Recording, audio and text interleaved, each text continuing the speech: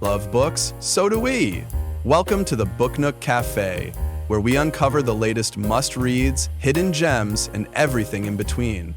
I'm Greg. And I'm Anne. We're coming to you straight from the cozy corners of the Book Nook Cafe, where the coffee is hot, the shelves are packed, and great conversations are always brewing. If it's trending on the New York Times bestseller list, you'll hear about it here. So grab your favorite drink, settle in, and let's turn the page together. I am just bursting with excitement for today's episode. Hello, dear listeners. Your enthusiasm is positively infectious. Can't help it. We're diving into Beatriz Williams's The Beach at Summerlee, and I have so much to say. Indeed. I finished it last night, and it's been on my mind ever since. Oh, same here. I couldn't put it down. So where should we start? The setting, maybe? The setting is a great place to begin. Winthrop Island was practically a character itself. Exactly. I felt like I was right there on the island, soaking up the sun and sea. Williams's descriptions were incredibly vivid. The way she captured the post-war atmosphere was impressive. I know, right? The blend of nostalgia and tension was palpable. Indeed. The contrast between the opulent summer homes and the local village added depth. Totally. It really highlighted the class divisions of that era. The social dynamics were intricately woven into the narrative. And Amelia navigating between those worlds was so engaging. Absolutely. Her character arc was fascinating to observe. I loved how she evolved throughout the story. From a naive young woman to someone more self-assured. Yes. And her interactions with Olive Rainsford. Wow. Olive was quite the enigma. Right? She kept me guessing the entire time. I found her motives intriguing yet elusive. Oh, do you think she was a friend or foe? It's complicated. She seemed to oscillate between the two. Exactly. That's what made her so compelling. Perhaps.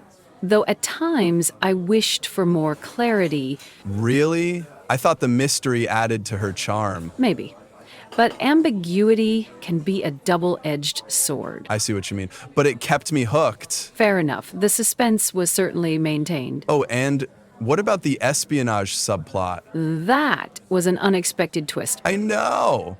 It added so much intrigue. It elevated the stakes significantly. Definitely. It made me rethink everything I knew about the characters. That's Williams for you.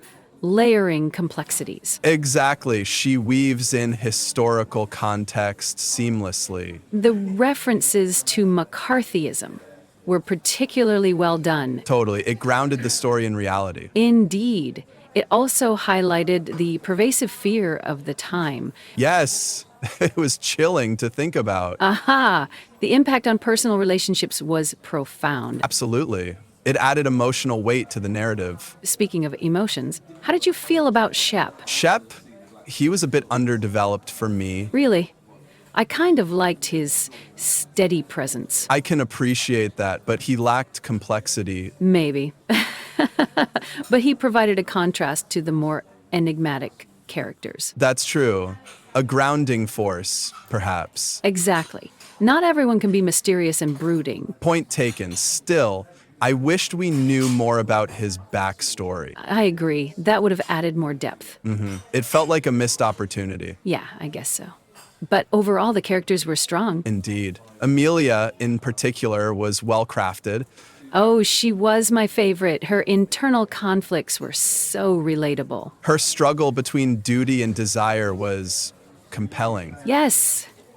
And her growth felt very natural. Agreed. It wasn't rushed or forced. Exactly. It made her journey satisfying to follow.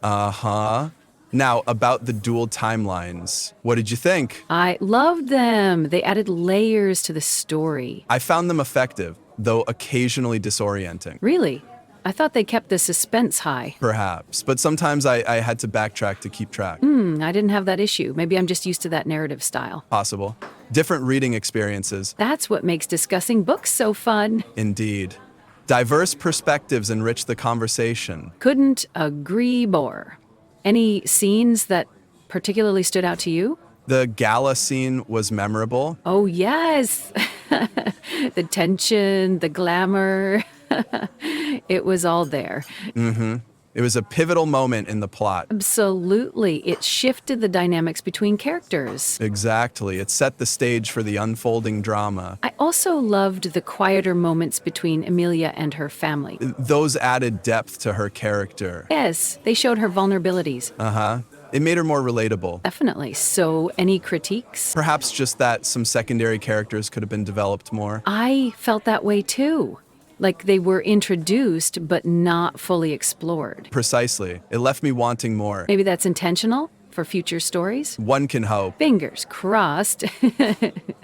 So, overall impressions. A compelling read with rich historical context and nuanced characters. Couldn't have said it better myself. I was thoroughly captivated. Glad to hear we're on the same page. Literally.